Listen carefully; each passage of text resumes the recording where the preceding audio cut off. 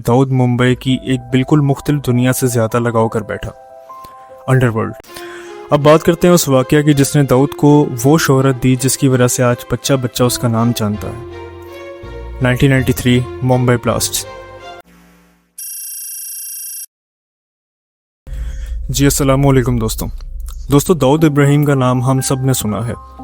एक वक्त था जब ये शख्स अंडरवर्ल्ड दुनिया का बेताज बादशाह था। सांवली रंगत, दरमियाना दर्जे का कद और खामोश तबीयत इंसान। उससे मिलने वाला कोई भी शख्स उसके बारे में ये नहीं सोच सकता था कि इस इंसान ने अमेरिका और इंडिया की खुफिया एजेंसीज की नींदें हराम कर रखी थी। वो शख्स जो अपने ही मुल्क के कुछ लोगों की नज़र में दहशतगर्द और कुछ की नज़र में रॉबिन हुड और गरीबों का मसीहा था। आखिर दाऊद है कहाँ, किसी को मालूम नहीं, और अगर किसी को कुछ पता भी है तो वो बोल नहीं सकता। दोस्तों, दाऊद इब्राहिम मुकम्मल तौर पर एक पुरअसरार शख्सियत है, एक मिस्ट्री है जो आज तक कोई सॉल्व नहीं कर सका। इंटरपोल की तरफ से दाऊद इब्राहिम पर 1993 से रेड कॉर्नर नोटिस जारी है। यूनाइटेड नेशंस सिक्योरिटी काउंसिल ने भी 2003 में उसे ग्लोबल टेररिस्ट डिक्लेयर किया। फोर्ब्स मैगजीन की 2009 की world's most powerful people list में उसका शुमार दुनिया के ताकतवर शख्सियात में होता था, और 2015 के एक अंदाजे के मुताबिक उसकी दौलत तकरीबन $6.7 बिलियन के करीब थी। लेकिन इसके बाद कोई वाज़ेह फिगर सामने नहीं आया।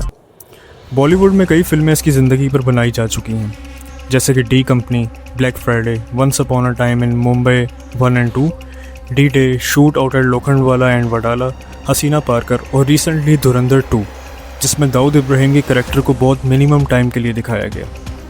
अब सवाल ये है कि महाराष्ट्र के रत्नागिरी ज़िला के खेत गांव में पैदा होने वाला दाऊद इब्राहिम आखिर इतना बड़ा डॉन बना कैसे। दाऊद इब्राहिम पुलिस कांस्टेबल शेख इब्राहिम अली कास्कर और आमना बी के घर 26 दिसंबर 1955 को पैदा हुआ।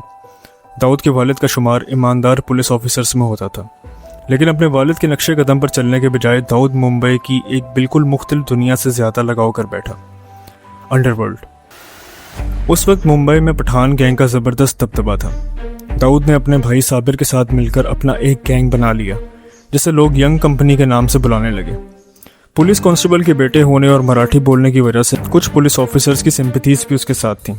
कहा जाता है कि इन्हीं दिनों की बात थी कि साउथ मुंबई के नागपाड़ा पुलिस स्टेशन में सीनियर पुलिस इंस्पेक्टर रणबीर लिखा तैनात था, और उसकी फिक्र हमेशा यही रहती थी कि किस तरह पठान गैंग पर काबू पा लिया जाए। एक दिन इंस्पेक्टर रणबीर अपनी गाड़ी में कहीं जा रहे थे कि उन्हें एक सिग्नल पर रुकना पड़ा। वहाँ उन्होंने देखा कि एक नौजवान अपने से दुगने कद के पठान को मार रहा है। रणबीर ने उसे पकड़ा और पूछा कि तुम कौन हो, तो उसने जवाब दिया कि मैं दाऊद इब्राहिम कास्कर हूँ, मेरे वालिद पुलिस में हैं। इंस्पेक्टर दाऊद को पुलिस स्टेशन ले आया और रास्ते भर यही सोचता रहा कि शायद ये लड़का मेरे लिए काम आ सकता है और पठान गैंग के खिलाफ मेरा हाथ बन सकता है। और आखिरकार उनकी सोच हकीकत में बदल गई। दाऊद पठानों के खिलाफ मुंबई पुलिस की मदद करने के लिए तैयार हो गया। इसी हिम्मत ने मुंबई पुलिस को पठान गैंग के खिलाफ खड़े होने का हौसला दिया। और फिर आया वो वाक़या जिसने दाऊद की ज़िंदगी का रुख हमेशा के लिए बदल दिया। 12 फरवरी 1981 की रात दाऊद के बड़े भाई साबिर को प्रभा देवी के एक पेट्रोल पंप पर पठान गैंग के लोगों ने गोलियों से भून दिया। साबिर की मौत ने दोनों गैंग्स के दरमियान खूनी जंग की बुनियाद डाल दी। दाऊद ने बदला लेने का फैसला किया। 1983 में अमीरज़ादा को मुंबई के सेशंस कोर्ट के अंदर कत्ल करवा दिया गया और इल्ज़ाम सीधा दाऊद पर आया। इसी वाक़े के बाद दाऊद मुंबई पुलिस की गिरफ्त से बचने के लिए अंडरग्राउंड हो गया और फिर दुबई चला गया।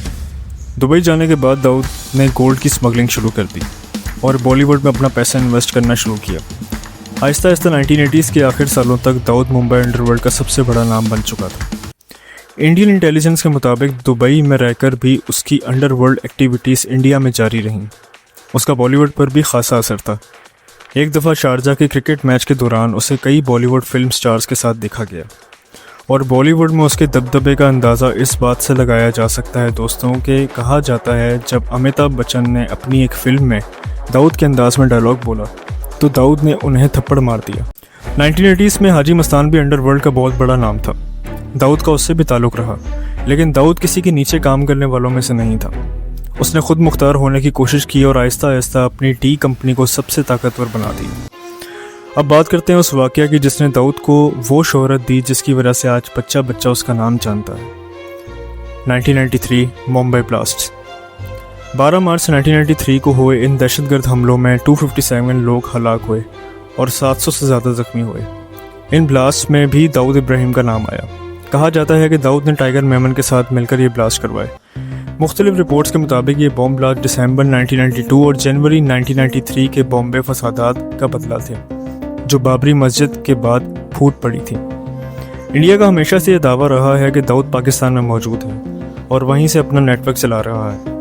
مختلف رپورٹس کے مطابق اس کی لوکیشن کراچی بتائی جاتی ہے، لیکن پاکستان ہمیشہ سے اس بات کی تکذیب کرتا رہا ہے اور اصل سچ کیا ہے کوئی نہیں جانتا۔ تو بات ساری یہ ہے دوستوں کہ داؤد ابراہیم کاسکر کہاں ہے، کب کہاں آتا جاتا ہے اور آج اس کی زندگی کس طرح سے گزر رہی ہے، یہ تو کوئی نہیں جانتا۔ لیکن ایک بات ضرور ہے، جو راستہ اس نوجوان لڑکے کو مل گیا تھا وہ اس راستے پر چلتا ہوا اتنا دور نکل گیا کہ واپس آنے کا راستہ اسے کبھی ملا ہی نہیں۔ کہیں اگر وہ پولیس انسپکٹر رنبیر لکھا اس وقت اسے بس لڑنے سے روک دیتا اور کوئی بھی آفر دیے بغیر وہاں سے چلا جاتا تو آج شاید داؤد کی زندگی بھی ایک عام آدمی کی طرح گزر رہی ہوتی۔ امید کرتا ہوں یار ویڈیو اچھی لگی ہوگی، اچھی لگی تو کمنٹ کرنا، ویڈیو کو لائک اور چینل کو ضرور سبسکرائب کر دینا۔ ملتے ہیں انشاءاللہ پھر کسی اور ٹاپک کے ساتھ کسی اور ویڈیو میں، تب تک کے لیے رب رکھا۔